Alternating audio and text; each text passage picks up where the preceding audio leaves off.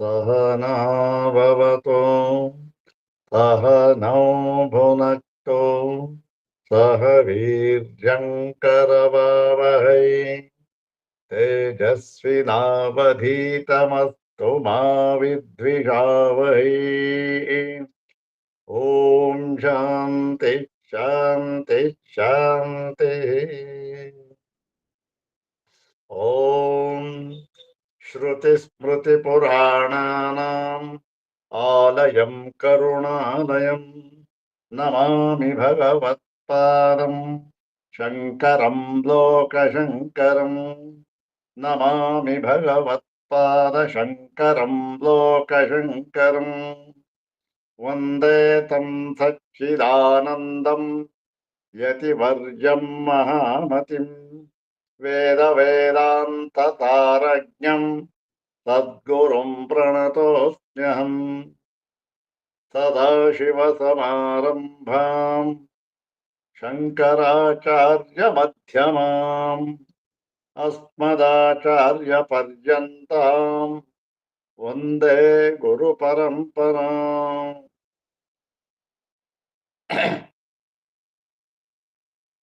अग्रे उपस्थितेभ्यः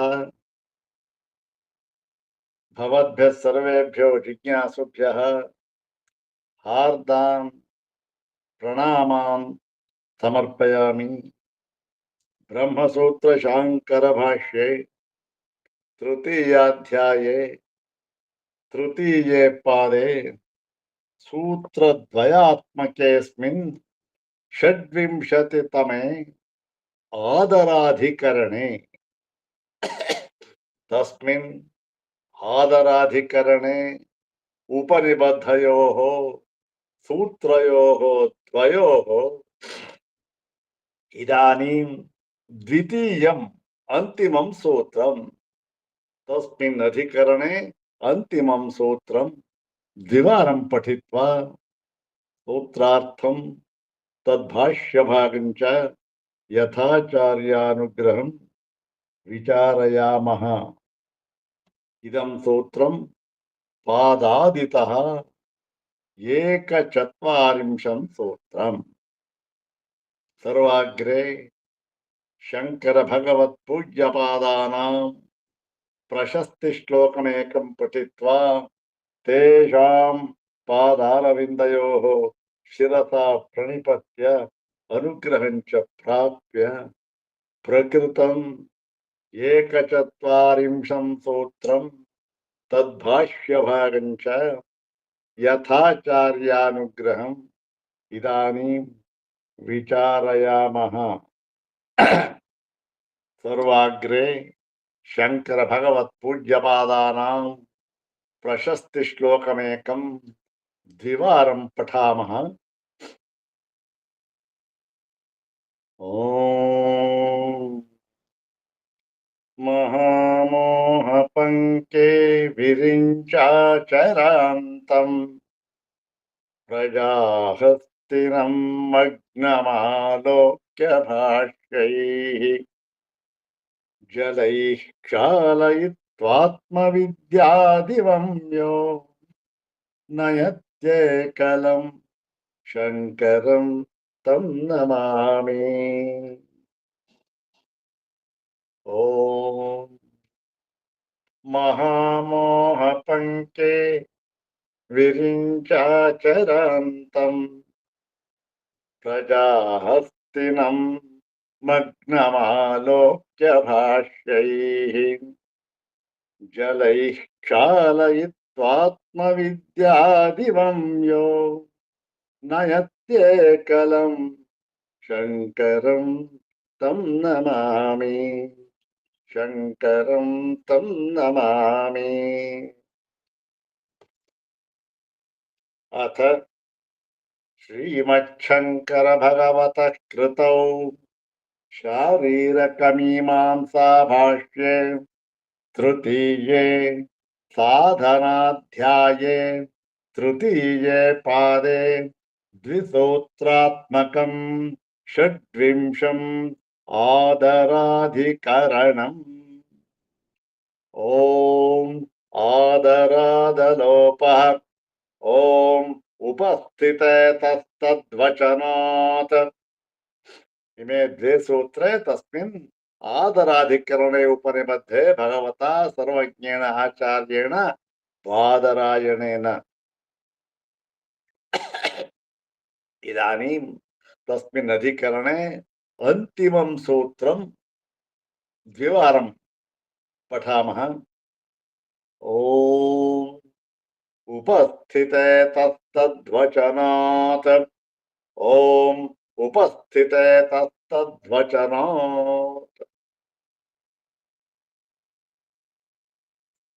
ಬ್ರಹ್ಮಸೂತ್ರ ಭಾಷ್ಯದ 3ನೇ ಅಧ್ಯಾಯ ಸಾಧನಾಧ್ಯಾಯ 3ನೇ ಪಾದದಲ್ಲಿ ಆದರಾಧಿಕರಣ 26ನೇ ಆದರಾಧಿಕರಣ.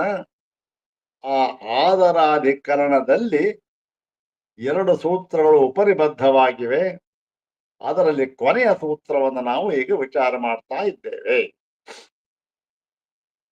ಕೊನೆಯ ಸೂತ್ರ ಆದ ಮೇಲೆ ಮೊದಲನೇ ಸೂತ್ರದಲ್ಲಿ ಏನ್ ಹೇಳಿದ್ರು ಅಂತಕ್ಕಂಥದ್ದು ಬಹಳ ಮುಖ್ಯವಾದ ವಿಚಾರ. ಮೊದಲಿನ ಸೂತ್ರದಲ್ಲಿ ಛಾಂದೋಗ್ಯದಲ್ಲಿ ಬರತಕ್ಕಂಥ ವೈಶ್ವಾನರೋಪಾಸನೆಗೆ ಸಂಬಂಧಪಟ್ಟ ವಿಷಯವನ್ನು ತೆಗೆದುಕೊಂಡು ಅದರಲ್ಲಿ ವೈಶ್ವಾನರೋಪಾಸಕನು ಅವನಿಗೆ ಯಾವ ಅನ್ನವು ಮೊದಲನೇ ಅನ್ನ ಅಂದ್ರೆ ಏನು? ಮೊದಲನೇ ಅನ್ನ ಅಂತಂದ್ರೆ ಈಗ ಅನ್ನ ಆಯ್ತು, ಮುಂದೆ ಸಿದ್ಧವಾಗಿದೆ. ಅದನ್ನ ಯಾರೂ ಕೂಡ ಮತ್ತೊಬ್ಬರು ಅದನ್ನ ಉಪಭೋಜನ ಮಾಡುವುದಕ್ಕಿಂತ ಮುಂಚೆ ಅಂತ ಅರ್ಥ. ಮೊದಲಿಗೆ ಬೇರೆ ಯಾರು ಅದನ್ನು ಉಪಯೋಗಿಸಬಾರದು. ಆಗ ನಾವು ಈ ದೇವರಿಗೆ ನೈವೇದ್ಯ ಸಮರ್ಪಣೆ ಮಾಡ್ತೇವೆ, ಆಗ ಮಾಡಿದ್ದ ಪದಾರ್ಥ ಎಲ್ಲ ಯಾರೂ ಮುಟ್ಟೋದಿಲ್ಲ, ತಿನ್ನೋದಿಲ್ಲ. ಹೌದ್ ತಾನೆ? ಮೊದಲಿಗೆ ಅದೇನು ಮೊದಲನೆಯ ಅನ್ನ. ಅದು ಮೊದಲನೆಯ ಅನ್ನವನ್ನ ಪರಮಾತ್ಮನಿಗೆ ಸಮರ್ಪಣೆ ಮಾಡಿ ನಂತರ ನಾವು ಅದನ್ನೆಲ್ಲ ಉಪಯೋಗಿಸ್ತೇವೆ. ಹಾಗೆ ಇಲ್ಲೂ ಕೂಡ ಆ ಮೊದಲನೇ ಅನ್ನವನ್ನ ಆ ಒಂದು ವೈಶ್ವಾನರೋಪಾಸಕನು ಈ ಪ್ರಾಣಾಹುತಿಯ ಮೂಲಕ ಆ ಒಂದು ವೈಶ್ವಾನರೋಪಾಸನೆಯನ್ನ ಮಾಡಿ ತನ್ಮೂಲಕ ಭೂತ ತೃಪ್ತಿಯನ್ನು ಮಾಡಬೇಕು ಅಂತ ಅದು ಮುಂದೆ ಬರುತ್ತೆ. ಇಲ್ಲ ಹೀಗೆ ಮೊದಲನೆಯ ಅನ್ನವನ್ನ. ಈಗ ಮೊದಲನೆಯ ಅನ್ನವನ್ನೇನೋ ಮಾಡಬಹುದು, ಅದರಲ್ಲೇನೋ ತೊಂದರೆ ಇಲ್ಲ. ಆದರೆ ಭೋಜನಕ್ಕೋಸ್ಕರ ಅನ್ನವೇ ಒಂದು ಪಕ್ಷ ಸಿಕ್ಕಲಿಲ್ಲ ಅಂತ ಆಗ್ಬಿಟ್ರೆ ಏನ್ ಮಾಡೋದು? ಭೋಜನವಾಗಲಿಲ್ಲ, ಆವಾಗ ಏನ್ ಮಾಡೋದು? ಆಗ ಪ್ರಾಣಾಹುತಿಯನ್ನ ಮಾಡಬೇಕೋ ಬೇಡವೋ ಅಂತಕ್ಕಂಥ ಪ್ರಶ್ನೆ. ಯಾತಕ್ಕೆ ಈ ಪ್ರಶ್ನೆ ಬಂತು ಅಂತಂದ್ರೆ, ಇದು ಉಪಾಸನಾ ವಿಷಯಕ್ಕೆ ಸಂಬಂಧಪಟ್ಟಿದ್ದಾಗಿದೆ ಮತ್ತು ಉಪನಿಷತ್ತಿನಲ್ಲೇ ಬಂದು ಬಿಟ್ಟಿದೆ. ಯದ್ಯಪಿ ಈ ಒಂದು ವೈಶ್ವಾನರ ಉಪಾಸನೆ ಅಂತ ಏನ್ ಹೇಳಿದೆ, ಇದನ್ನ ಹಿಂದಿನ ಭಾಗದಲ್ಲಿ ಅಂದರೆ ಪೂರ್ವ ಭಾಗದಲ್ಲಿ ಅಂದ್ರೆ ಏನು, ಮೀಮಾಂಸಾ ಪ್ರಕರಣದಲ್ಲಿ ಕರ್ಮಕಾಂಡದಲ್ಲಿ ಹೇಳಿದ್ದರೆ ಆಗ ಇದನ್ನು ನಾವು ಬಿಟ್ಟು ಬಿಡಬಹುದಾಗಿತ್ತು. ಆದರೆ ಇದನ್ನು ಎಲ್ಲಿ ಹೇಳಿದ್ದಾರೆ? ಇಲ್ಲಿ ಉಪನಿಷತ್ತುಗಳಲ್ಲಿ ಹೇಳಿಬಿಟ್ಟಿದ್ದಾರೆ.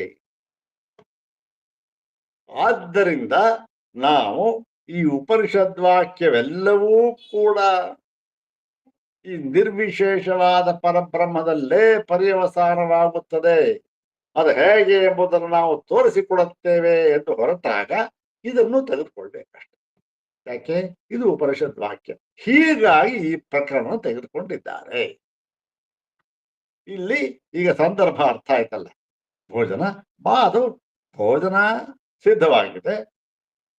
ಮೊದಲನೆಯ ಅನ್ನ ಯಾರಿಂದಲೂ ಕೂಡ ಉಪಭುಕ್ತವಾಗಿಲ್ಲ. ಆಗ ಈ ಪ್ರಾಣಾಹುತಿಯನ್ನು ಮಾಡಬೇಕು ಅಂತಕ್ಕಂಥ ವಿಧಿ. ಒಂದು ಪಕ್ಷ ಅನ್ನ ದೊರಕಲಿಲ್ಲ ಅಂತಾದ್ರೆ ಆವಾಗ ಪ್ರಾಣಾಹುತಿ ಉಂಟೋ ಇಲ್ವೋ ಅಂತ ಪ್ರಶ್ನೆಯನ್ನು ತೆಗೆದುಕೊಂಡು ಬಂದು ಆಗಲೂ ಕೂಡ ಪ್ರಾಣಾಹುತಿಯು ಇರುತ್ತದೆ. ಏನು ಈ ಪ್ರಾಣಾಗ್ನಿಹೋತ್ರಕ್ಕೆ ಇರುತ್ತದೆ ಅಂದ್ರೆ ಆ ಆದರಾದ ಲೋಪ, ಆ ಪ್ರಾಣಾಗ್ನಿಹೋತ್ರಕ್ಕೆ ಅಲೋಪ ಲೋಪವಾಗುವುದಿಲ್ಲ. ಭೋಜನ ದೊರಕ್ತಿಲ್ಲ ಅಂತ ಇಟ್ಕೊಳ್ಳಿ, ಆದರೂ ಕೂಡ ಏನಾಗಿದೆ, ಅದಕ್ಕೆ ಪ್ರಾಣಾಹುತಿಗೆ ಏನೂ ಧಕ್ಕೆ ಆಗೋದಿಲ್ಲ, ಅದಕ್ಕೆ ಅದು ಲೋಪವಾಗೋದಿಲ್ಲ. ಅದು ಹೇಗೆ ಅಂತಂದದನ್ನೆಲ್ಲ ತೋರಿಸ್ಕೊಟ್ರು. ಹೇಗೆ ಅಂತಂದ್ರೆ ಈ ನೋಡಿ, ಬೇರೆ ಕಡೆ ಹೇಳಿದ್ದಾರೆ. ಅಂದ್ರೆ ಯಾವ ಒಂದು ಅತಿಥಿ ಅವನು ಬಂತಾನೆ, ಅವನಿಗೆ ಮೊದಲು ಊಟ ಮಾಡಿಸಿ ತಾನು ಊಟ ಮಾಡಬೇಕು ಅಂತ ಇದೆ. ಅದನ್ನ ಧಿಕ್ಕರಿಸಿ ಅತಿಥಿಯ ಮೊದಲು ಬಂದಿದ್ದರೂ ಕೂಡ ಈ ತದ್ಯದ್ಭಕ್ತಂ ಪ್ರಥಮಂ ಅಂತ ಇದೆಯಲ್ಲ, ಅದಕ್ಕನುಸಾರವಾಗಿ ಇವನು ಆ ಆಹುತಿಯನ್ನು ತೆಗೆದುಕೊಂಡು ಊಟ ಮಾಡಿ ನಂತರ ಅತಿಥಿ ಸತ್ಕಾರವನ್ನು ಮಾಡಬೇಕು ಅಂತ ಇದೆ. ಆದ್ದರಿಂದ ಇವನು ತಗೊಳ್ಬೇಕು ಅಂತಂದ್ರು. ಒಂದ್ ಪಕ್ಷ ಭೋಜನ ಇಲ್ಲ ಅಂತ ಇಟ್ಕೊಳ್ಳಿ, ಆಗಲೂ ಕೂಡ ಆ ಒಂದು ಅನ್ನಕ್ಕೆ ಪ್ರತಿನಿಧಿಯಾಗಿ ಹಾಲನ್ನು ನೀರನ್ನು ತೆಗೆದುಕೊಳ್ಳಬಹುದು. ಆದ್ದರಿಂದ ಈ ಒಂದು ಪ್ರಾಣಾಹುತಿಗಳಿಗೆ ಯಾವ ಲೋಪವೂ ಇಲ್ಲ ಎಂಬುದಾಗಿ ಪೂರ್ವ ಪಕ್ಷ ಸಿದ್ಧ ಮಾಡಿದ್ದ. ಪೂರ್ವ ಪಕ್ಷಿ ಏನು, ಆದರಾತ್ ಅಲೋಪ. ಆದರಾತ್ ಅಂತಂದ್ರೆ ಇಲ್ಲಿ ಈ ಅಗ್ನಿಹೋತ್ರದಲ್ಲಿ, ಪ್ರಾಣಾಗ್ನಿಹೋತ್ರದಲ್ಲಿ ಆದರವನ್ನ ತೋರಿಸಿರುವುದರಿಂದ, ಒಂದು ಪಕ್ಷ ಅತಿಥಿ ಬಂದುಬಿಟ್ಟಿದ್ರು ಕೂಡ ಇವನೇ ಊಟ ಮಾಡಬೇಕು, ಇವನು ಊಟ ಮಾಡಿ ಆಮೇಲೆ ಯಾರು ಈ ವೈಶ್ವಾನರೋಪಾಸಕ.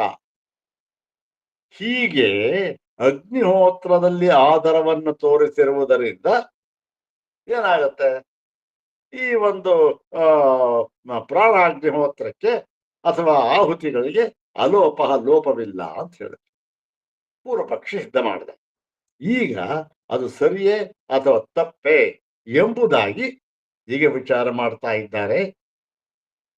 ಅದರ ಒಂದು ಭಾಗವಾಗಿ ಭಗವತ್ಪಾದ ಶಂಕರರು ಈಗ ಹೇಳ್ತಾ ಇದ್ದಾರೆ, ನೋಡಪ್ಪ, ನಾವು ಇದು ನಿನ್ನ ವಾದ ಇದೆಯಲ್ಲ, ಯಾವ ಲೋಪವೂ ಆಗುವುದಿಲ್ಲ ಅಂತ, ಅದು ಸ್ವಲ್ಪ ಸರಿಯಾಗಿ ಕಾಣ್ತಾ ಇಲ್ಲ.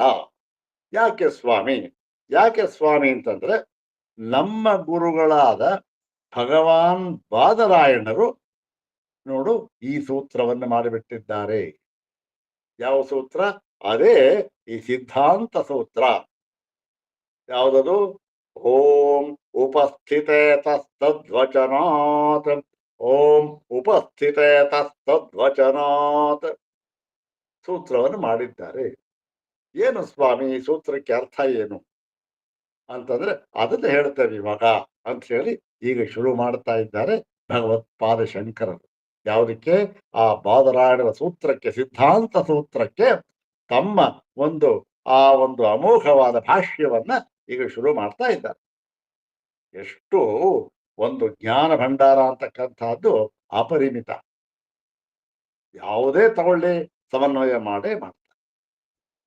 ಅದು ಯಾವ ತರ ಭಾಷೆಯಲ್ಲಿ? ಅತ್ಯಂತ ಸರಳವಾದ ಭಾಷೆಯಲ್ಲಿ ಇರ್ಲಿ, ನೋಡೋಣ. ಸೂತ್ರ ಏನು? ಉಪಸ್ಥಿತೆ ತದ್ವಚನಾತ್, ಉಪಸ್ಥಿತೆ ಅತಃ ತದ್ವಚನಾತ್ ಇತಿ ತ್ರಿಪದಾತ್ಮಕವಿದಂ ಸೂತ್ರಂ. ಅಸ್ಮಿನ್ ಸೂತ್ರೇ ತ್ರೀಣಿ ಪದಾನಿ ವಿದ್ಯಂತೆ. 3 ಪದಗಳಿವೆ ಈ ಸೂತ್ರದಲ್ಲಿ ಅಂತ ಹೇಳ್ಬೋದು. ಅಥವಾ ತ್ರಿಭಿ ಪದೈ ಉಪನಿಬದ್ಧಂ ಇದಂ ಸೂತ್ರಂ ಭಗವತ ಬಾದರಾಯಣೇನ ಅಂತ ಬೇಕಾದ್ರೆ ಹೇಳ್ಬೋದು. ಈ ಸೂತ್ರವು 3 ಪದಗಳಿಂದ ಉಪನಿಬದ್ಧವಾಗಿದೆ. ಯಾರಿಂದ? ಭಗವಾನ್ ಬಾದರಾಯಣರಿಂದ ಅಂತ ಬೇಕಾದ್ರೆ ಹೇಳ್ಬೋದು. ಇದಕ್ಕೆ ಅನ್ವಯ ಹೇಗಾಗತ್ತೆ ಅಂತಂದ್ರೆ, ಉಪಸ್ಥಿತೆ ಅಂತಂದ್ರೆ ನಮ್ಮ ಮುಂದೆ ಇದೆ, ನಮ್ಮ ಮುಂದೆ ಇದ್ದು ಬಿಟ್ಟಿದೆ, ಬಂದು ಬಿಟ್ಟಿದೆ, ಸಿದ್ಧವಾಗಿಬಿಟ್ಟಿದೆ. ಸರಿ, ಏನ್ ಸಿದ್ಧವಾಗಿದೆ ಅಂದ್ರೆ ಈ ಪ್ರಕರಣ ಏನು? ಈ ಭೋಜನೆ ಉಪಸ್ಥಿತೆ. ಏನು? ಭೋಜನಮು ಸಿದ್ಧವಾಗಿರಲಾಗಿ. ಭೋಜನ ಅಂತಕ್ಕಂಥ ಸೇರಿಸ್ಕೊಳ್ಬೇಕಾದ ಭೋಜನಂ ಅಂತಕ್ಕಂಥದ್ದು. ಈಗ ಭೋಜನೆ ಉಪಸ್ಥಿತೆ ಅತಃ. ಅತಃ ಅಂತಂದ್ರೇನು? ಅಸ್ಮಾದೇವ ಯಾವುದು? ಭೋಜನ ದ್ರವ್ಯ. ಅತಃ ಅಂತಕ್ಕಂಥದ್ದು ಪಂಚಮಿ ವಿಭಕ್ತ್ಯರ್ಥ ತಸಿಲ್ ಪ್ರತ್ಯಯ ಅಂತ. ಹೌದ್ ತಾನೆ? ಅತಃ ತತಃ ಕುತಃ ಇವೆಲ್ಲ ಹೀಗೆ. ಅತಃ ಅಂದ್ರೆ ಅಸ್ಮಾದೇವ ಭೋಜನ ದ್ರವ್ಯಾತ್ ಅಂದ್ರೆ ಯಾವ್ದು ಭೋಜನ ದ್ರವ್ಯ ಇಲ್ಲಿ? ಅದನ್ನ ಬೇಕಾದ್ರೆ ಹೇಳ್ಬೋದು. ಯಾವುದೊಂದು ಭೋಜನ ದ್ರವ್ಯ ಅಂದ್ರೆ ಮೊಟ್ಟ ಮೊದಲು ನಮಗೆ ಬರತಕ್ಕ ನಮ್ಮ ಎದುರಿಗಿರ್ತಕ್ಕಂತಹ ಅನ್ನ. ಏನದು? ಅಲ್ಲಿಗೆ ಏನಾಯ್ತು? ಭೋಜನೆ ಉಪಸ್ಥಿತೆ ಅಗ್ರೆ. ನಮ್ಮ ಮುಂದೆ ಇದೆ ಭೋಜನೆ ಉಪಸ್ಥಿತಿ. ಭೋಜನ ಕಾಲ ಸರಿಯಾಗಿದೆ, ಕಾಲನೂ ಸರಿಯಾಗಿದೆ, ಭೋಜನ ಇದೆ, ಎಲ್ಲ ಇದೆ. ಅತಃ ಆ ಭೋಜನ ದ್ರವ್ಯದಿಂದಲೇ ಅಂದ್ರೇನು? ಇಲ್ಲಿ ಪೂರ್ವ ಪಕ್ಷಿ ಏನ್ ಹೇಳಿದ್ದ? ಏನ್ ಸ್ವಾಮಿ? ಪ್ರತಿನಿಧಿ ನ್ಯಾಯದಿಂದ, ಪ್ರತಿನಿಧಾನ ನ್ಯಾಯ ಅಂತ ಹೇಳಿ ಆ ಪ್ರತಿನಿಧಿ ನ್ಯಾಯದಿಂದ ಭೋಜನ ಇಲ್ಲ ಅಂತ ಆಯ್ತು ಸ್ವಾಮಿ, ಪರವಾಗಿಲ್ಲ, ಹಾಲು ತಗೊಳ್ಳಿ, ನೀರು ತಗೊಳ್ಳಿ ಬಿಟ್ಟಿದ್ದ. ಯಾಕೆ? ಅಗ್ನಿಹೋತ್ರದಲ್ಲಿ ಅದನ್ನು ವಿಧಾನ ಮಾಡಿದ್ದಾರೆ ಅಂತ ಹೇಳಿ ಆ ಅಗ್ನಿಹೋತ್ರದಲ್ಲಿ ಏನನ್ನ ವಿಧಾನ ಮಾಡಿದ್ದಾರೆ ನೋಡಿ, ಇಲ್ಲಿ ಹೇಳಿದ್ದಾರೆ ಅಂತ. ಈಗ ಹೇಗೆ ಇವರು ಈ ನ್ಯಾಯವಾದಿಗಳು ಇಲ್ಲಿ ವಾದ ಮಾಡ್ತಾ ಇರ್ತಾರೆ, ನೋಡಿ ಸ್ವಾಮಿ ಅಲ್ಲಿ ಕಾಶ್ಮೀರದ ಹೈಕೋರ್ಟ್ ನಲ್ಲಿ ನೋಡಿ ಈ ತರ ತೀರ್ಮಾನ ಆಗಿದೆ ಹೇಳಿದ್ದಾರೆ ಅಂತ ಹೇಳ್ಬಿಡ್ತಾರೆ. ಹೌದ್ ತಾನೆ? ಹಾಗೆ ಇಲ್ಲೂ ಕೂಡ ಇವನು ಹೇಳ್ತಾ ಇದ್ದಾನೆ, ನೋಡಿ ಈ ಭೋಜನ ದ್ರವ್ಯ ಇದೆ, ಭೋಜನ ದ್ರವ್ಯ ಇದೆ, ಇಲ್ಲದೆ ಆದರೂ ಭೋಜನ ದ್ರವ್ಯ ಇಲ್ಲ ಅಂತ ಆದರೂ ಕೂಡ ಅದಕ್ಕೆ ಪರ್ಯಾಯವಾಗಿ ಹಾಲ್ಮಂದಿನ ತಗೋಬಹುದು ಅಂತ ಹೇಳಿ ಇಲ್ಲಿ ಹೇಳ್ತಾ ಇದ್ದಾರೆ. ಅತಃ ಅಂದ್ರೇನು? ಅತಃ ಏವ ಅಂತ ಸೇರ್ಸ್ಕೋಬಹುದು. ಅತ ಏವ ಅಂದ್ರೇನು? ತಸ್ಮಾದೇವ ಭೋಜನ ದ್ರವ್ಯಾದೇವ ಅಂತ. ಆ ಭೋಜನ ದ್ರವ್ಯದಿಂದಲೇ ಅಂದ್ರೇನು? ಇದಕ್ಕೆ ಯಾವ ಪರ್ಯಾಯವೂ ಇಲ್ಲ ಅಂತ. ಪರ್ಯಾಯ ಇಲ್ಲ. ಆ ಭೋಜನ ಬಂದ್ರೆ ಭೋಜನ ಮುಂದೆ ಇದೆ, ಅದರಿಂದಲೇ ಅಷ್ಟೇ. ಅದು ಯಾವುದದು? ಅದು ಯಾವ್ಯಾವುದೋ ಭೋಜನ ದ್ರವ್ಯ ಅಲ್ಲ ಅದು. ಅದಕ್ಕೆ ಬೇಕಾದ್ರೆ ನಾವು ಹಿಂದೆ ನಾವು ಓದಿದ್ದಲ್ಲ, ಅದನ್ನ ಸೇರಿಸ್ಕೋಬಹುದು. ಪ್ರಥಮಂ ಆಗತಾತ್ ಭಕ್ತಾತ್. ಭಕ್ತಾತ್ ಅಂತ ಅನ್ನೋದು ಈ ಉಪನಿಷದ್ ವಾಕ್ಯ ಅಥವಾ ಅನ್ನಾತ್ ಅಂತ ಅಷ್ಟೆ. ಅಲ್ಲಿಗೇನಾಯ್ತು? ಭೋಜನೆ ಉಪಸ್ಥಿತೆ ಅತಃ ಅಸ್ಮಾದೇವ ಭೋಜನ ದ್ರವ್ಯಾತ್ ಅಥವಾ ತಸ್ಮಾದೇವ ಭೋಜನ ದ್ರವ್ಯಾತ್ ಪ್ರಥಮಂ ಆಗತಾತ್. ಮೊಟ್ಟ ಮೊದಲು ದೊರಕಿದಂತಹ ಆ ಭೋಜನ ದ್ರವ್ಯದಿಂದಲೇ ಏನ್ ಮಾಡ್ಬೇಕು? ಪ್ರಾಣಾಗ್ನಿಹೋತ್ರಂ ನಿರ್ವರ್ತಯೇತ. ಅದರಿಂದಲೇ ಈ ಪ್ರಾಣಾಗ್ನಿಹೋತ್ರವನ್ನು ಮಾಡಬೇಕು ಅಂತ. ಅಂದ್ರೇನು? ಬೇರೆ ಯಾವ ಪರ್ಯಾಯವೂ ಇಲ್ಲ. ಬೇರೆ ಯಾವ ಪರ್ಯಾಯವೂ ಇಲ್ಲ ಅಂತ ಆದ್ಮೇಲೆ, ಮೊಟ್ಟ ಮೊದಲು ದೊರಕಿದಂತಹ ಹಣದಿಂದಲೇ ಅಂತ ಆದ್ಮೇಲೆ ಅದು ದೊರಕಲಿಲ್ಲ ಅಂದ್ರೆ ಪ್ರಾಣಾಗ್ನಿಹೋತ್ರ ಇಲ್ಲ. ಹೀಗೆ ಸ್ವಾಮಿ ಇದಕ್ಕೇನ್ ಆಧಾರ? ಕುತಃ ಅಕಸ್ಮಾತ್ ಕಾರಣಾತ್ ಅಂದ್ರೆ ತದ್ವಚನ. ತದ್ವಚನಾತ್ ಅಂದ್ರೇನು?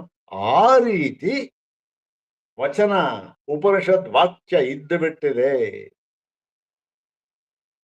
ಅದನ್ನ ನಾವು ಮುಂಚಿನ ವಿಷಯ ವಾಕ್ಯದ ಹೇಳ್ಬಿಟ್ಟು ತದ್ಯದ್ಭಕ್ತಂ ಪ್ರಥಮಮ ಗಚ್ಚೇತ್, ತದ್ಯದ್ಭಕ್ತಂ ಪ್ರಥಮಮ ಗಚ್ಚೇತ್ ಅಂತ ಹೇಳಿರೋದ್ರಿಂದ ಕಂಠೋಕ್ತವಾಗಿ ಇದಕ್ಕೆ ಯಾವ ಪರ್ಯಾಯವಿಲ್ಲ. ಮತ್ತೆ ಅದೇ ಮೊಟ್ಟ ಮೊದಲು ದೊರಕಿದಂತಹ ಬಂದಿರತಕ್ಕಂತ ಭೋಜನ ದ್ರವ್ಯದಿಂದಲೇ ಪ್ರಾಣಾಗ್ನಿಹೋತ್ರವನ್ನು ನಿರ್ವರ್ತನೆ ಮಾಡಬೇಕು. ಯಾಕೆ ಅಂದ್ರೆ ಉಪನಿಷತ್ ವಾಕ್ಯ ಇದೆಯಲ್ಲ, ತದ್ಯದ್ಭಕ್ತಂ ಪ್ರಥಮಮ ಗಚ್ಚೇತ್ ಶ್ರವಣ. ಶ್ರವಣಾತ್ ಅಂದ್ರೆ ಇದು ಶ್ರೂಯಮಾಣತ್ವ ಅಂತಂದ್ರೆ ಉಪನಿಷತ್ಸು ಶ್ರೂಯಮಾಣತ್ವ, ಉಪನಿಷತ್ತುಗಳಲ್ಲಿ ಬಂದಿರುವುದರಿಂದ. ಈಗ ಇದು ಸಿದ್ಧಾಂತ ಸೂತ್ರ, ಇದರ ಒಂದು ಅರ್ಥ ಆಯ್ತಲ್ಲ. ಈಗ ಈ ಭಾಷ್ಯವಾಕ್ಯವನ್ನು ನೋಡೋಣ. ಅಲ್ಲಿಗೆ ಏನಾಯ್ತು, ಅದೇ ಆ ಅಗ್ನಿಹೋತ್ರದ ಆ ಒಂದು ಭೋಜನ ದ್ರವ್ಯದಿಂದ ಮಾತ್ರ ಮಾಡಬೇಕು ಅಂದಾಗ ಅದಕ್ಕೆ ಪರ್ಯಾಯ ಇಲ್ಲ ಅಂತಾಯ್ತು. ಯಾವಾಗ ಪರ್ಯಾಯವೂ ಇಲ್ಲ ಅಂತ ಆದ್ಮೇಲಿಂದ ಆ ಭೋಜನ ದ್ರವ್ಯ, ಅಂತಹ ಭೋಜನ ದ್ರವ್ಯ ಮೊಟ್ಟ ಮೊದಲ ಅನ್ನ ಅದು ದೊರಕಿದರೆ ಮಾತ್ರ ಪ್ರಾಣಾಗ್ನಿ ಹೋತ್ರವನ್ನು ಮಾಡಬೇಕು, ಪ್ರಾಣಾಹುತಿಯನ್ನು ಕೊಡಬೇಕು. ಒಂದ್ ಪಕ್ಷ ಇಲ್ಲ ಅಂದ್ರೆ ಇಲ್ಲ ಅಂತ, ಅದರಿಂದಲೇ ಮಾಡ್ಬೇಕು. ಲೋಪ ಭೋಜನ ಲೋಪ ಆಗ್ಬಿಡ್ತು, ಏನೋ ಸಿಕ್ಲಿಲ್ಲ ಅಂದ್ರೆ ಇಲ್ಲ ಅಂತ, ಪ್ರಾಣಾಗ್ನಿ ಹೋತ್ರಕ್ಕೂ ಲೋಪ ಬಂದ್ಬಿಡ್ತು. ಇದು ಸಿದ್ಧಾಂತ. ಅತಃ ಉತ್ತರಂ ಪಠತಿ ಭಗವಾನ್ ಸೂತ್ರಕಾರ ಆಚಾರ್ಯ ಸರ್ವಜ್ಞೋ ಬಾದರಾಯಣ. ಆದ್ದರಿಂದ ಇದಕ್ಕೆ ಆ ಪೂರ್ವ ಪಕ್ಷ ಇತ್ತಲ್ಲ, ಪರ್ಯಾಯದಿಂದಲೂ ಮಾಡಬಹುದು, ಅಂದ್ರೇನು ಹಾಲು ನೀರು ಬೇಕಾದ್ರೂ ಮಾಡಬಹುದು, ಮತ್ತೆ ಅತಿಥಿಗೆ ಮೊದಲು ಮಾಡಬೇಕು, ಅವನು ಮೊದಲು ಮಾಡ್ಲಿ, ಅವನು ಊಟ ಮಾಡಿದ್ರು ಅಗ್ನಿಹೋತ್ರ ಆಯ್ತು ಅಂತ ಎಲ್ಲ ಹೇಳಿದ್ದ. ಇದೆಲ್ಲ ಏನು ಆದ್ದರಿಂದ ಉತ್ತರವನ್ನು ಪಠತಿ, ಉತ್ತರವನ್ನ ಹೇಳುತ್ತಾರೆ ಯಾರು, ಭಗವಾನ್ ಬಾದರಾಯಣರು. ಮೊಟ್ಟ ಮೊದಲು ಬಾದರಾಯಣರ ವಾಕ್ಯವನ್ನು ತೆಗೆದುಕೊಳ್ತಾರೆ. ಉಪಸ್ಥಿತೇ ತದ್ವಚನ ಅಂತ. ಇಲ್ಲಿ ಆಚಾರ್ಯರು ಇದಕ್ಕೆ ವಿಗ್ರಹವನ್ನು ಹೇಳ್ತಾ ಇದ್ದಾರೆ. ಏನು, ಈ ಅನ್ವಯ ಕ್ರಮ, ವಿಗ್ರಹವಲ್ಲ, ಅನ್ವಯ ಕ್ರಮವನ್ನು ಹೇಳ್ತಾ ಇದ್ದಾರೆ. ಉಪಸ್ಥಿತೇ ಭೋಜನೆ ಅತಃ ತಸ್ಮಾದೇವ ಭೋಜನ ದ್ರವ್ಯಾತ್ ಪ್ರಥಮೋಪನಿಪತಿತಾತ್ ಪ್ರಾಣಾಗ್ನಿಹೋತ್ರಂ ನಿರ್ವರ್ತಯಿತವ್ಯಂ. ನೋಡಿ, ಇರ್ಲಿ ಬಹಳ ಸರಳವಾಗಿ ಅನ್ವಯ ಕ್ರಮವನ್ನು ಹೇಳ್ಬಿಟ್ರು. ನಾವು ಅನ್ವಯ ಮಾಡ್ಬೇಕು ಅಂತ ಏನ್ ಮಾಡ್ಬೇಕು, ಇದನ್ನ ಸ್ವಲ್ಪ ನಮ್ಮ ಒಂದು ಇದಕ್ಕೆ ಸೇರಿಸ್ಕೊಂಡು ಯಾವ ಪದ ಸಂಕ್ಷಿಪ್ತವಾಗಿ ಅನ್ವಯ ಏನಿರಬೇಕು ಅದಕ್ಕೆ ಸೇರಿಸ್ಕೊಂಡು ಹೇಳ್ಬೇಕಷ್ಟೆ, ಇನ್ನು ಯಾವುದೂ ಇಲ್ಲ. ಅಂದ್ರೇನು, ಭಾಷ್ಯದಲ್ಲಿ ಆಚಾರ್ಯ ಪ್ರತಿಯೊಂದನ್ನು ಹೇಳ್ಬಿಟ್ಟಿದ್ದಾರೆ. ನಮ್ ಸ್ವತಂತ್ರವಾದದ್ದು ಅಂತ ಏನೂ ಇಲ್ಲ. ಏನಂದ್ರೆ ಅದು ಹೇಳಿರುವುದನ್ನ ಸರಿಯಾಗಿ ಹೇಳಬೇಕಷ್ಟೆ. ನೋಡೋಣ, ಅದಕ್ಕೆ ಆಚಾರ್ಯರ ಒಂದು ಅನುಗ್ರಹ ಇದ್ರೆ ಮಾತ್ರ ಆಯ್ತು, ಇದ್ರ ಇಲ್ಲ. ಅಂದ್ರೇನು, ಅವು ಉಪಸ್ಥಿತೇ ಭೋಜನೆ, ಭೋಜನವು ಬಂದೊದಗಲಾಗಿ, ಭೋಜನವು ಪ್ರಾಪ್ತವಾಗಲಾಗಿ. ಇಲ್ಲಿ ಒಂದು ಪದ ಬೇಕಾದ್ರೆ ಸೇರಿಸ್ಕೊಳ್ಬಹುದು. ಭೋಜನವು ಪ್ರಾಪ್ತವಾಗಲಾಗಿ ಅಂದ್ರೇನು ಅಂದ್ರೆ ಈ ಕಾಲೋಚಿತವಾದ ಅಂತ ಅರ್ಥ. ಯಾವ್ಯಾವಾಗ್ಲೋ ಬರೋದು ಅಂತ ಪ್ರಶ್ನೆ ಅಲ್ಲ. ಈ ಭೋಜನಕ್ಕೆ ಒಂದು ಸಮಯವನ್ನು ನಿಗದಿ ಮಾಡಿದ್ದಾರೆ ಶಾಸ್ತ್ರದಲ್ಲಿ. ಆ ಸಮಯದಲ್ಲಿ ಆ ವಿಧಿಯನ್ನ ಪೂರೈಸಿ ಭೋಜನ ಮಾಡ್ಬೇಕಾದ್ರೆ ಹೇಗೆ ಮಾಡಬೇಕು, ಅದಕ್ಕೆ ಸಿದ್ಧತೆ ಏನು, ಅವೆಲ್ಲ ಹೇಳಿದ್ದಾರೆ. ಅದಕ್ಕೆ ತಕ್ಕ ಹಾಗೆ ಸಿದ್ಧ ಮಾಡಿಕೊಂಡು ಭೋಜನ ಪ್ರಾಪ್ತವಾಗಿದೆ, ಎದುರುಗಡೆ ಇದೆ ಇದ್ದಾಗ ಅತಃ ತಸ್ಮಾದೇವ ಆ ಭೋಜನ ದ್ರವ್ಯ, ಆ ಭೋಜನ ದ್ರವ್ಯದಿಂದಲೇ ಅಂದ್ರೆ ಯಾವ ಪರ್ಯಾಯವೂ ಇಲ್ಲ. ಅದು ಯಾವ್ದು ಆಗಿರ್ಬೇಕದು ಆ ಭೋಜನ ದ್ರವ್ಯ ಅಂದ್ರೆ ಪ್ರಥಮೋಪನಿಪತಿತ, ಪ್ರಪ್ರಥಮವಾಗಿ ಅಂದ್ರೆ ಯಾರಿಂದಲೂ ಕೂಡ ಉಪಭುಕ್ತವಾಗಿರಬಾರದು. ಯಾರೋ ಬಂದ್ಬಿಟ್ಟ ಅಡಿಗೆಯವನು ಒಂದ್ ಸ್ವಲ್ಪ ಅನ್ನ ಬೆಂದಿದ್ಯೋ ಇಲ್ವೋ ಅಂತ ನೋಡಿದ, ಕೈಲಿ ಮುಟ್ತಾ ಏನೋ ಆಗುತ್ತೆ, ಸ್ವಲ್ಪ ಬಾಯಿಗೆ ಹಾಕ್ಬಿಟ್ಟ. ಓ ಇಲ್ಲ, ಆ ಅನ್ನ ಈ ಪ್ರಾಣಾಗ್ನಿಹೋತ್ರಕ್ಕೆ ನಿಷಿದ್ಧ, ಅಲ್ಲಿ ಇಲ್ವೇ ಇಲ್ಲ, ಅಷ್ಟು ಬೂದಾಯ್ತು. ಹೀಗೆ ಏನು ಪ್ರಥಮೋಪನಿಪತಿತ, ಪ್ರಪ್ರಥಮವಾಗಿ ಬಂದದ ಈ ಅನ್ನ ಇದೆಯಲ್ಲ ಅದನ್ನ, ಅದರಿಂದ ಪ್ರಾಣಾಗ್ನಿಹೋತ್ರ ನಿರ್ವರ್ತಯಿತವ್ಯ, ಪ್ರಾಣಾಗ್ನಿಹೋತ್ರವನ್ನು ಮಾಡಬೇಕು ಅಂತ. ಕಸ್ಮಾತ್ ಕಾರಣ ಏನಪ್ಪ, ಇದು ಕಾರಣ ಏನು, ಪ್ರಮಾಣ ಏನು ಅಂದ್ರೆ ತದ್ವಚನ, ಅಂದ್ರೆ ಆ ರೀತಿಯಾಗಿರತಕ್ಕಂತ ವಚನವು ಉಪನಿಷತ್ತುಗಳಲ್ಲಿ ಬಂದು ಬಿಟ್ಟಿರುವುದರಿಂದ, ಅಲ್ಲಿ ಬಂದ್ಬಿಟ್ಟಿದೆ ಉಪನಿಷತ್ತು ಆ ರೀತಿ. ಏನು ಅದೇ ವಿಷಯವಾಕ್ಯ. ಈ ಒಂದು ಅಧಿಕರಣಕ್ಕೆ ವಿಷಯವಾಕ್ಯ ಏನದೆ ಅದೇ. ಯಾವುದದು? ತದ್ಯದ್ಭಕ್ತ ಪ್ರಥಮಮಾಗಚ್ಚೇ ತದ್ಧೋಮಿಯಂ ಅಂತ ಬಂತು. ಯಾವುದು ಪ್ರಪ್ರಥಮವಾಗಿ ದೊರಕಿದ ಅನ್ನವೋ ಅದರಿಂದ ಹೋಮವನ್ನು ಮಾಡಬೇಕು ಅಂತ ಇದೆ. ಅದೇ ಸರಿ. ಇತಿ ಸಿದ್ಧವದ್ ಭಕ್ತೋಪನಿಪಾತ ಪರಾಮರ್ಶೇನ ಪರಾರ್ಥ ದ್ರವ್ಯ ಸಾಧ್ಯತಾಂ ಪ್ರಾಣಾಹುತೀನಾಂ ವಿದಧಾತಿ. ಅಂದ್ರೇನು? ಸಿದ್ಧವತ್ ಭಕ್ತೋಪನಿಪಾತ ಪರಾಮರ್ಶೇನ ಅಂದ್ರೇನು? ಇಲ್ಲಿ ನೋಡಿ, ಭಕ್ತ ಅನ್ನ ಬಂದು ಒದಗಿದೆ, ಅದನ್ನ ಪರಾಮರ್ಶೆ ಮಾಡುವುದರ ಮೂಲಕ ಪರಾರ್ಥ ದ್ರವ್ಯ ಸಾಧ್ಯತಾ ಅಂದ್ರೆ ಈ ಪ್ರಾಣಾಹುತಿಗಳು ಏನಾಗಿದೆ, ಈ ಪ್ರಾಣಾಹುತಿಗಳಿಗೆ ಇವರ ಸ್ವರೂಪ ಏನು ಅಂತ ಅನ್ನೋದನ್ನ ಹೇಳ್ತಾ ಇದ್ದಾರೆ ನೋಡಿ. ಇಲ್ಲಿ ಬರತಕ್ಕಂತಹ ಯಾವ ಪ್ರಾಣಾಹುತಿ ಅಂತ ಇದೆಯೋ ಆ ಒಂದು ಆಹುತಿಗಳು ಏನಾಗಿದೆ? ಸ್ವತಂತ್ರ ನ ಪರಾರ್ಥತ್ವ. ಇದು ಪರಾರ್ಥವಲ್ಲ. ಪರಾರ್ಥ ದ್ರವ್ಯ ಸಾಧನಾಂ ಪ್ರಾಣಾಹುತೀನಾಂ ಅಂದ್ರೆ ಪರಾರ್ಥ ದ್ರವ್ಯ ಭೋಜನಕ್ಕಾಗಿಯೇ ವಿಧಿಸಿರತಕ್ಕಂಥದ್ದಿದು. ಇದು ಏನು? ಮತ್ತೆ ಅಗ್ನಿಹೋತ್ರಕ್ಕಾಗಿ ವಿಧಿಸಿರುವುದಲ್ಲ. ಇದು ಯಾತಕ್ಕೆ ವಿಧಿಸಿರ್ತಕ್ಕಂಥದ್ದು? ಈ ಒಂದು ಪರಾರ್ಥ ಅಂದ್ರೆ ಇನ್ನೊಂದು ಅರ್ಥ, ಅಂದ್ರೆ ಅಗ್ನಿಹೋತ್ರಕ್ಕಿಂತ ಬೇರೆಯಾದ ಇನ್ನೊಂದು ಅರ್ಥ. ಅಂದ್ರೇನು? ಭೋಜನಕ್ಕಾಗಿಯೇ ಆಹುತಿಯಲ್ಲಿ ವಿಧಿಸ್ತಾನೆ ಅಗ್ನಿಹೋತ್ರದಲ್ಲಿ. ಆದರೆ ಅಗ್ನಿಹೋತ್ರಕ್ಕಾಗಿ ವಿಧಿಸಿರ್ತಕ್ಕಂಥದ್ದಲ್ಲ ಇದು, ಭೋಜನಕ್ಕಾಗಿ. ಬೇರೆ ಅಗ್ನಿಹೋತ್ರ ನೀವು ಹೋಮ ಮಾಡ್ಬೇಕು, ಎಲ್ಲೋ ಮಾಡ್ಬೇಕು, ಆವಾಗ ಅಲ್ಲಿ ಬೇರೆ ವಿಚಾರ. ಇಲ್ಲಿ ಅಗ್ನಿಹೋತ್ರಕ್ಕಾಗಿ ವಿಧಾನ ಮಾಡಿಲ್ಲ ಎನ್ನವನ್ನ ಕೇವಲ ಭೋಜನಕ್ಕಾಗಿ. ಅಂದ್ರೇನು? ಅಗ್ನಿಹೋತ್ರಕ್ಕಾಗಿ ವಿಧಿಸಿರುವುದಲ್ಲದ ಅಂದ್ರೆ ಪರಾರ್ಥ ಅಂದ್ರೆ ಅಗ್ನಿಹೋತ್ರದಲ್ಲ, ಇನ್ನೊಂದು ಆ ಅಗ್ನಿಹೋತ್ರಕ್ಕಿಂತ ಬೇರೆ ಆಗಿರ್ತಕ್ಕಂತಹ ಅಂತ. ಅದಕ್ಕೆ ವಿಧಾನ ಮಾಡಿರುವುದರಿಂದ, ಅಗ್ನಿಹೋತ್ರಕ್ಕಿಂತ ಬೇರೆ ಆದದ್ದು ಭೋಜನ, ಅದಕ್ಕೆ ವಿಧಾನ ಮಾಡಿರುವುದರಿಂದ ಏನು ಹೀಗೆ ಪ್ರಾಣಾಹುತಿಯನ್ನು ವಿಧಾನ ಮಾಡಿದ್ದಾರೆ. ಅಗ್ನಿಹೋತ್ರಕ್ಕೆ ಅಂಗವಲ್ಲ ಅಂತ, ಮತ್ತು ಅದಕ್ಕೆ ಪ್ರಯೋಜನಕರವೂ ಆಗಿದೆ.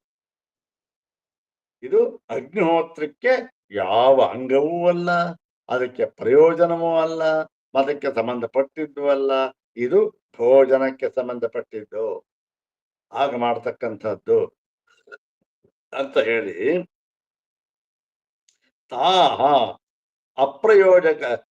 ಅಪ್ರಯೋಜಕ ಲಕ್ಷಣಾಪನ್ನಾ ಸತ್ಯ ಕಥಂ ಭೋಜನಲೋಪೆ ದ್ರವ್ಯಾಂತರಂ ಪ್ರತಿನಿಧಾಪಯೇಯು. ಹೀಗೆ ಇದು ಅಪ್ರಯೋಜಕ ಲಕ್ಷಣ. ಅಗ್ನಿಹೋತ್ರಕ್ಕೆ ಯಾವ ಪ್ರಯೋಜನವೂ ಇಲ್ಲದೆ ಇರತಕ್ಕಂಥ ಒಂದು ಸಾಧ್ಯತೆ ಇದೆ ಇಲ್ಲಿ. ಆದ್ದರಿಂದ ಹೇಗೆ ತಾನೇ ಭೋಜನ ಲೋಪ ಆಗಿಬಿಟ್ರೆ ಇನ್ನೊಂದು ದ್ರವ್ಯದಿಂದ ದ್ರವ್ಯಾಂತರಂ ಇನ್ನೊಂದು ಪ್ರತಿನಿಧಿ ಅಂತ ಇನ್ನೊಂದು ದ್ರವ್ಯವನ್ನ ಸೇರಿಸ್ಕೊಂಡು ಮಾಡಬಹುದು ಅಂತ ಆಗುತ್ತಪ್ಪ? ಆಗೋದಿಲ್ಲ. ನೀನ್ ಹೇಳೋದು ಸರಿಯಾಗಿತ್ತು. ಯಾವಾಗ ಸರಿಯಾಗಿತ್ತು? ಅಗ್ನಿಹೋತ್ರ ಅಂತಲೇ ಮುಖ್ಯವಾದ ಒಂದು ಭಾಗ ಇದ್ದಾಗ ಸರಿ ಹೋಗ್ತಾ ಇದೆ, ಅಲ್ಲಿ ವಿಧಾನ ಮಾಡಿದ್ದಾರೆ, ಇದರಿಂದ ಮಾಡಬಹುದಲ್ಲ. ಆದರೆ ಇಲ್ಲಿ ಅದಕ್ಕೂ ಇದಕ್ಕೂ ಸಂಬಂಧವೇ ಇಲ್ಲ. ಏನು? ಅಗ್ನಿಹೋತ್ರ ಎಂಬುದಕ್ಕೆ ಉಪಚಾರಕ್ಕಾಗಿ ಹೇಳಿದ್ದಾರೆ. ತೃಪ್ತ್ಯರ್ಥವಾಗಿ ಈ ಆಹುತಿಯನ್ನು ಕೊಡಬೇಕು ಅಷ್ಟೇ. ಅಲ್ಲೂ ಅಷ್ಟು ತೃಪ್ತ್ಯರ್ಥ ಇರಬಹುದು. ಆದರೆ ಇಲ್ಲಿ ಅಗ್ನಿಹೋತ್ರಕ್ಕೆ ಇದು ಯಾವ ವಿಧದಲ್ಲಿಯೂ ಕೂಡ ಅಂಗವೂ ಆಗಿಲ್ಲ, ಸ್ವತಂತ್ರವಾಗಿ ಹೇಳಿರ್ತಕ್ಕಂಥದ್ದು. ಮತ್ತೆ ನಚ ಹತ್ರ ಪ್ರಾಕೃತ ಅಗ್ನಿಹೋತ್ರ. ಹೀಗಿರುವಾಗ ನೀನು ಆಯನ ಹಿಂದೆ ಹೇಳಿದ್ಯಲ್ಲ, ಪ್ರಾಕೃತ ಅಗ್ನಿಹೋತ್ರ ಧರ್ಮ ಪ್ರಾಪ್ತಿ. ಏನಿದು? ಪ್ರಾಕೃತ ಅಂದ್ರೆ ಈ ಮೂಲ, ಅಗ್ನಿಹೋತ್ರ ಅಂತಕ್ಕಂಥದ್ದು ಪ್ರಕೃತಿ, ಈ ಪ್ರಾಣಾಹುತಿ ಅಂತಕ್ಕಂಥದ್ದು ವಿಕೃತಿ ಅಂತ ಅರ್ಥ ಮಾಡ್ಬಿಟ್ಟು ಹೇಳಿದ್ಯಲ್ಲ. ಪ್ರಾಕೃತ ಪ್ರಾಣಾಗ್ನಿಹೋತ್ರ ಅಂದ್ರೆ ಪ್ರಕೃತಿ ರೂಪವಾದ ಅಗ್ನಿಹೋತ್ರ ಅಂತ ಏನಿದೆಯಲ್ಲ, ಅದಕ್ಕೆ ಅಂಗ ಇದು ಅಂತ ಹೇಳ್ಬಿಟ್ಟಿದ್ಯಲ್ಲ, ಅದು ಸರಿ ಇಲ್ಲ, ಸರ್ವಥಾ ಸರಿ ಇಲ್ಲ. ಅದಕ್ಕೆ ಸರಿ ಇಲ್ಲ ಅಂತ ಮುಂದೆ ಕಾರಣ ಕೊಡ್ತಾರೆ. ಅದಕ್ಕೆ ಹಾಗಾಗಿ ಆ ಪ್ರಾಕೃತಾಗ್ನಿಹೋತ್ರದಲ್ಲಿ ಏನೇನು ನಿಯಮ ಧರ್ಮಗಳಿದೆಯೋ ಅದು ಇಲ್ಲಿ ಅನ್ವಯಿಸುವುದಿಲ್ಲ. ಅಲ್ಲಿರ್ಬೋದು, ಯಾವುದೋ ಬೇರೆ ದ್ರವ್ಯ ತಗೊಂಡು ಮಾಡ್ಬೋದು, ಅದು ಇದು ಅನ್ವಯಿಸಬಹುದು. ಇಲ್ಲಿ ಅನ್ವಯಿಸುವುದಿಲ್ಲ. ಯಾಕೆ? ಅದಕ್ಕೂ ಇದಕ್ಕೂ ವಿಷಯ ಸಂಬಂಧಪಟ್ಟಿಲ್ಲ, ಇದು ಸ್ವತಂತ್ರವಾದದ್ದು ಅಂದ್ಬಿಟ್ಟು ನೀನು ಇನ್ನೊಂದು ಹೇಳಿದ್ದೆ, ಈ ಕೌಂಡಪಾಯಿಗಳ ಯಜ್ಞದಲ್ಲಿ ಹೀಗೆ ಮಾಡ್ತಾರೆ ಹಾಗೆ ಮಾಡ್ತಾರೆ ಅಂತ ಹೇಳಿದ್ಯಲ್ಲ, ಅದನ್ನ ಹೇಳ್ತಾ ಇರ್ತಾರೆ. ಕುಡ್ಡಪಾಯಿನಾಂ ಅಯನೆ ಹಿ ಮಾಸಮಗ್ನಿಹೋತ್ರಂಜುಹೋತಿ ಇದೆ ವಿದ್ಯುದ್ದೇಶಗತೋ ಅಗ್ನಿಹೋತ್ರ ಶಬ್ದ ತದ್ಭಾವಂ ವಿಧಾಪಯೇತಿ ಯುಕ್ತ ತದ್ಧರ್ಮ ಪ್ರಾಪ್ತಿ. ನೋಡಪ್ಪ, ಅಲ್ಲಿ ಎಲ್ಲಿ ಈ ಕೌಂಡಪಾಯಿ ಅಂದ್ರೆ ಕುಂಡಪಾಯಿ ಅವರು ಅಲ್ಲಿಂದ ಅವರ ಶಾಖೆಯಿಂದ ಅಲ್ಲಿ ಹೇಳಿರ್ತಕ್ಕಂತಹ ಏನೋ ಒಂದು ರೀತಿ ನೀತಿ ನಿಯಮವನ್ನು ಹೇಳಿದ್ದಾರೆ. ಏನ್ ಹೇಳಿದ್ದಾರೆ ಅಲ್ಲಿ? ಆ ಒಂದು ಮಾಸಮಗ್ನಿಹೋತ್ರಂಜುಹೋತಿ ಎನ್ನುವ ಪ್ರಕರಣದಲ್ಲಿ ಅಂದ್ರೇನು?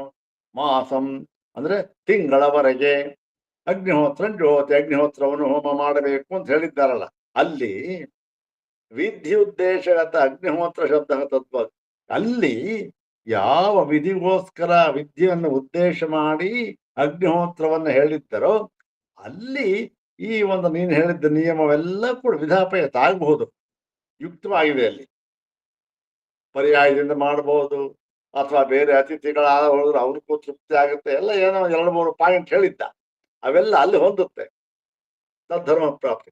ಇಹ ಪುನಃ ಇಲ್ಲಿ ಆದರೂ ಅರ್ಥವಾದಗತೋಗ್ನಿಹೋತ್ರ ಶಬ್ದ, ಇಲ್ಲಿ ಅಗ್ನಿಹೋತ್ರ ಅಂತ ಹೇಳಿರ್ತಕ್ಕಂಥದ್ದು ಅಗ್ನಿಹೋತ್ರ ಪ್ರಕೃತಿ, ಪ್ರಾಣಾಹುತಿ ವಿಕೃತಿ ಅಂತ ಅರ್ಥವಲ್ಲಪ್ಪ.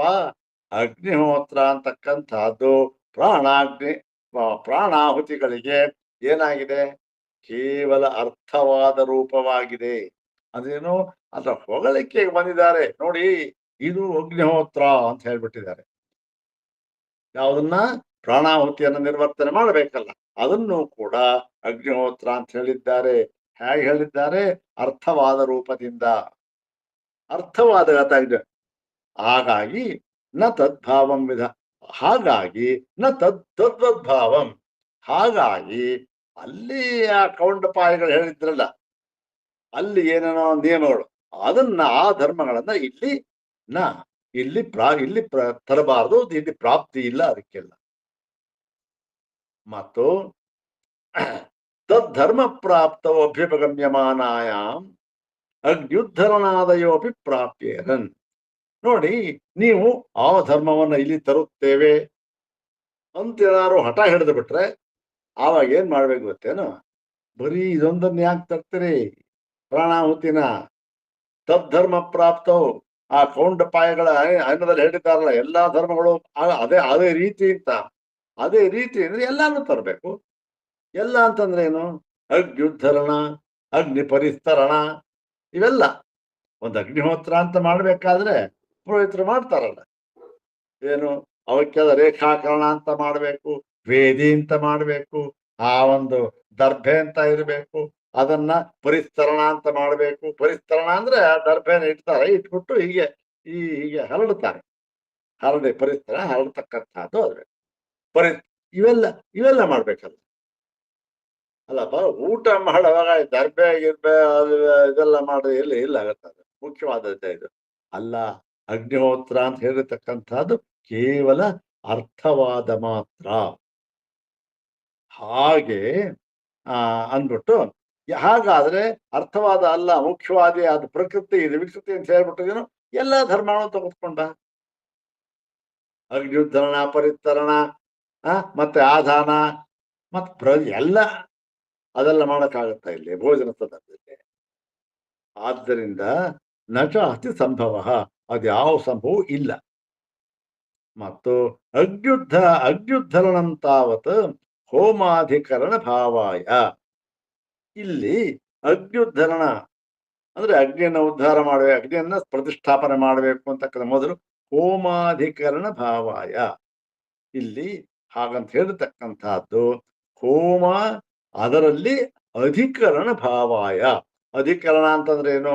ಅಧಿಕರಣ ಅಂದ್ರೆ ಒಂದು ಆಶ್ರಯ, ಆದರ ಅಂತ ಅರ್ಥ. ಆಧಾರ ಆಧಾರ ಆಧಾರಲ್ಲ ಆಧಾರ ಆಧಾರ ಅಂತ ಎಂಬುದಾಗಿ ಅರ್ಥ. ಅಧಿಕ ಅಲ್ಲಿಗೆ ಈ ಹೋಮಕ್ಕೆ ಆಧಾರವಾಗಿದೆ ಎನ್ನುವ ಭಾವನೆಯಿಂದ ಅಗ್ನಿಹೋತ್ರವನ್ನು ಅಗ್ನಿಹೋತ್ರವನ್ನು ಹೇಳಿದ್ದಾರೆ. ಮತ್ತು ನಚ ಅಯಂ ಅಗ್ನೌ ಹೋಮ. ಮತ್ತು ಇನ್ನೊಂದು, ಇಲ್ಲಿ ನಾವು ಪ್ರಾಣಾಹುತಿಯನ್ನು ತೆಗೆದುಕೊಳ್ಳುವಾಗ ಇಲ್ಲಿ ಸಾಕ್ಷಾತ್ತಾಗಿ ಯಾವ ಅಗ್ನಿಯೂ ಇರುವುದಿಲ್ಲ. ಇಲ್ಲ ಅಗ್ನಿ ಇರುತ್ತಾ ಇಲ್ಲ, ಏನಿಲ್ಲ, ಭಸ್ಮ ಆಗ್ಬಿಡ್ತಾನೆ ಅಷ್ಟೇ ಅಗ್ನಿ ಇದ್ರೆ. ಅಲ್ಲಿಗೆ ಇವೆಲ್ಲ ಏನಾಯ್ತು, ಇವೆಲ್ಲವೂ ಕೂಡ ಕೇವಲ ಮುಂದೆ ಹೇಳ್ತಾರೆ, ಅಲ್ಲೇ ಹೇಳ್ತಾರೆ, ಇವೆಲ್ಲವೂ ಕೂಡ ಕೇವಲ ಭಾವನಾ ಮಾತ್ರ. ಅಂದ್ರೆ ಈ ರೀತಿ ನೀನು ಭಾವನೆಯನ್ನು ಮಾಡಬೇಕು ಅಷ್ಟೇ ಅಂತ ಅಷ್ಟೆ. ಈ ಬೃಹದಾರಣ್ಯಕದಲ್ಲಿ ಅಶ್ವಮೇಧವನ್ನ ಹೇಳ್ತಾರಲ್ಲ ಉಪಾಸನೆಗೋಸ್ಕರ, ಅಲ್ಲಿ ಏನು ಅಲ್ಲ ಕುದುರೆ ತರಬೇಕು, ಅವನ್ ಕುದುರೆ ಇದು ಅಲ್ಲೇ ಇದು ನಿಲ್ಲಿಸ್ಬೇಕು, ಅವೆಲ್ಲ ಭಾವನೆ ಮಾಡ್ಬೇಕು ಅಂತ. ಇಲ್ಲಿ ಅಷ್ಟೇ ಇದೆ ಅರ್ಥ. ಮತ್ತೆ ಭೋಜನಾರ್ಥತ ವ್ಯಾಘಾತ ಪ್ರಸಂಗ. ಇಲ್ಲಿ ಅಗ್ನಿಯಲ್ಲೂ ಹೋಮ ಮಾಡೋ ಹಾಗಿಲ್ಲ, ಅಗ್ನಿಯೇ ಇಲ್ಲ, ಇವೆಲ್ಲ ಇದ್ದು ಬಿಟ್ರೆ ಈ ಭೋಜನಾರ್ಥತ ವ್ಯಾಘಾತ, ಇದು ಭೋಜನಾರ್ಥವಾಗಿ ಅಂತಕ್ಕಂಥದ್ದಕ್ಕೆ ದೊಡ್ಡ ಪೆಟ್ಟು ಬಿದ್ದು ಬಿಡುತ್ತೆ. ಭೋಜನಾರ್ಥವಾಗುತ್ತಾ ಇದೆಲ್ಲ ಆಗೋದೇ ಇಲ್ಲ, ವ್ಯಾಘಾತ ಬಂದ್ಬಿಡುತ್ತೆ. ಮತ್ತು ಭೋಜನ ಉಪನೀತ ದ್ರವ್ಯ ಸಂಬಂಧ ಆಸ್ಯೇ ವೈಷ ಹೋಮ. ಇಲ್ಲಿ ಇನ್ನೊಂದು ಹೇಳ್ತಾರೆ, ಭೋಜನ ಉಪನೀತ ದ್ರವ್ಯ ಸಂಬಂಧ. ಭೋಜನಕ್ಕಾಗಿ ಉಪನೀತ ತಂದಿರತಕ್ಕಂತಹ ಒದಗಿರತಕ್ಕಂತಹ ದ್ರವ್ಯಕ್ಕೆ ಸಂಬಂಧಪಟ್ಟಿರುವುದರಿಂದ ಏನು ಭೋಜನಕ್ಕಾಗಿ ಬಂದಿದೆ, ಅದಕ್ಕೆ ದ್ರವ್ಯಕ್ಕೆ ಯಾವ್ದು ಅನ್ನ, ಅದಕ್ಕೆ ಸಂಬಂಧಪಟ್ಟಿದೆ, ಅದಕ್ಕಾಗಿ ತಂದಿದ್ದಾರೆ, ಅದಕ್ಕಾಗಿ ಬಂದಿದೆ ಉಪನೀತ ತಗೊಂಬಂದು ದೊರಕಿದೆ, ಅದು ಬಂದಿರತಕ್ಕಂತಹದ್ದು. ಹಾಗಾಗಿ ಇಲ್ಲಿ ಅಗ್ನಿಮುಖದಲ್ಲಿ ಹೋಮ ಏನು ಇಲ್ಲ, ಅಗ್ನಿಯ ಇಲ್ಲ. ಮತ್ತೆ ಏನು ಆಸ್ಯೇ ಏವ ಏಷ ಹೋಮ. ಆಸ್ಯೆ ಅಂದ್ರೆ ಮುಖ, ಬಾಯಿ. ಇಲ್ಲಿ ಬಾಯೇ ಹೋಮಕ್ಕೆ ಆಹುತಿಯನ್ನು ಕೊಡ್ಬೇಕ, ಬಾಯಿ ಪ್ರಾಣಾಯ ಸ್ವಹ ಅಂತಾನೆ ಹಾಕೋತಾನೆ ಬಾಯಿಗೆ, ಹೌದ್ ತಾನೆ. ಹಾಗಾಗಿ ಇಲ್ಲಿ ಈ ಒಂದು ಈ ಪ್ರಾಣಾಹುತಿ ಅಂತ ಹೇಳ್ಕೊಳ್ಳುವಾಗ ಈ ಅಗ್ನಿ ಅಂತಕ್ಕಂಥದ್ದು ಸಾಕ್ಷಾತ್ತಾಗಿ ಇಲ್ಲ, ಇವೆಲ್ಲ ಭಾವನೆ ಅಷ್ಟೆ. ಇಲ್ಲಿ ಯಾವುದು ಅಗ್ನಿ ಅಂದ್ರೆ ಮುಖ, ಹಾಸ್ಯ, ಮುಖವೇ ಅಗ್ನಿ, ಬಾಯಿ. ಹಾಸ್ಯ ಏವ ಏಷ ಹೋಮ, ಆ ಮುಖ ಬಾಯಿಯಲ್ಲೇ ಇದು ಹೋಮ ಮಾಡಬೇಕು. ಮತ್ತು ತಥಾಚ ಜಾಬಾಲ ಶ್ರುತಿ, ಈ ರೀತಿಯಾಗಿ ಈ ಜಾಬಾಲ ಶ್ರುತಿ ಇದೆ. ಪೂರ್ವೋ ಅತಿಥಿಭ್ಯ ಅಶ್ನೀಯಾತ್. ಇಲ್ಲಿ ಒಂದು ಅರ್ಥ ಸ್ವಲ್ಪ ನಾವು ಸರಿಯಾಗಿ ಮಾಡ್ಬೇಕು.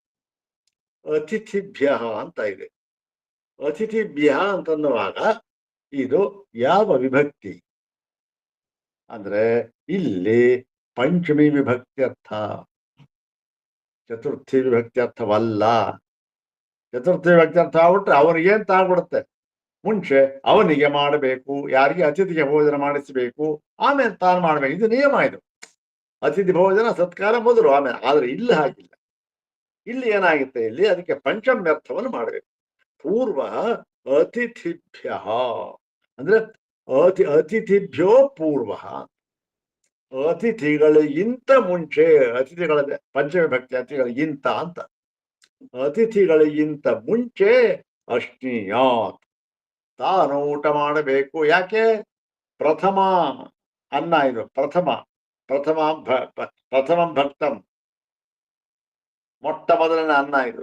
ಅದನ್ನ ಅವನ ಅತಿಥಿ ಊಟ ಮಾಡ್ಬಿಟ್ರೆ ಅದು ಅವನಿಂದ ಉಪಭುಕ್ತವಾಗ್ಬಿಡುತ್ತಲ್ಲ, ಹೋಮಕ್ಕೆ ಯೋಗ್ಯವಾಗುವುದಿಲ್ಲ. ಆದ್ದರಿಂದ ಪೂರ್ವ ಅತಿಥಿಭ್ಯ ಅಶ್ನೀಯ, ಅತಿಥಿಭ್ಯ ಪಂಚವಿಭಕ್ತಿ. ನೋಡಿ, ಇದೆಲ್ಲ ಏನಿಗೆ ಅರ್ಥವಾಗೋದಕ್ಕೆ ಕಾರಣ ಆಗುತ್ತೆ ಅಂದ್ರೆ ಚತುರ್ಥಿ ವಿಭಕ್ತಿನೂ ಆಗುತ್ತೆ, ಇದು ಆಗುತ್ತೆ. ಚತುರ್ಥಿ ವಿಭಕ್ತಿ ಪೂರ್ವ ಮೊದಲು, ಅತಿಥಿಭ್ಯ ಅತಿಥಿಗೆ, ಅಶ್ನೀಯಾತ್ ಊಟ ಮಾಡಬೇಕು. ಅಷ್ಟೇ, ವ್ಯಾಕರಣಕ್ಕೆ ಸರಿ ಹೋಗೋದಿಲ್ಲ. ಆದರೂ ಕೂಡ ಮೊದಲು ಅತಿಥಿಗಳಿಗೆ ಊಟವನ್ನು ಮಾಡಬೇಕು ಅಂತ ಅರ್ಥ ಆಗ್ಬಿಡುತ್ತೆ. ಇದು ಅರ್ಥವೂ ಆಗೋದಿಲ್ಲ, ಅರ್ಥನೂ ಬೇರೆ ಆಗ್ಬಿಡುತ್ತೆ. ಮತ್ತೆ ಆದ್ದರಿಂದ ಅತಿಥಿ ಪಂಚಮಿ ಬೇಕು. ಅತಿಥಿಗಳಿಗಿಂತ ಮುಂಚೆ ತಾನು ಊಟ ಮಾಡಬೇಕು. ಇತಿ ಇತ್ಯಾಸ್ಯಾಧಾರಮೇವ.